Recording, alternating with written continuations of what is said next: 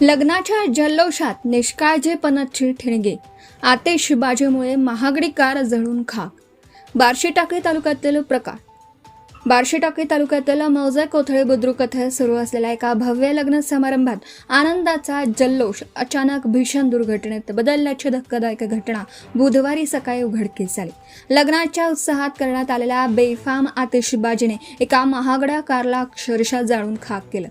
मिळालेल्या माहितीनुसार लग्न समारंभाचा कार्यक्रम रंगात आला असताना काही युवकांनी कारजवळ मोठ्या प्रमाणात फटाक्यांची आतिषबाजी केली. आधीच प्रचंड उष्णतेने वातावरण तापलेलं असताना या आतिषबाजीमधून उडालेल्या ठिणग्यांनी कारला आग लागली. काही क्षणातच आगीने भीषण रूप धारण केलं आणि कार पूर्णपणे जळून खाक झाली.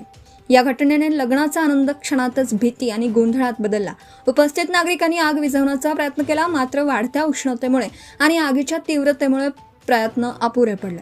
सुदैवाने या घटनेत कोणतीही जीवितहानी झाली नाही, मात्र लाखोंचं नुकसान झाल्याचं सांगितलं जातं. सध्या उन्हाळ्याच्या कडाक्याच्या उष्णतेमुळे अशा प्रकारच्या घटनांचा धोका अधिक वाढला तरी देखील निष्काळजीपणे आणि सुरक्षेच्या नियमांकडे दुर्लक्ष करून करण्यात येणारी आतिषबाजी गंभीर प्रश्न निर्माण करत आहे. या घटनेनंतर परिसरात संताप व्यक्त केला जात असून अशा निष्काळजी कृत्यांवर कठोर कारवाई करण्याची मागणी नागरिकांकडून होत आहे.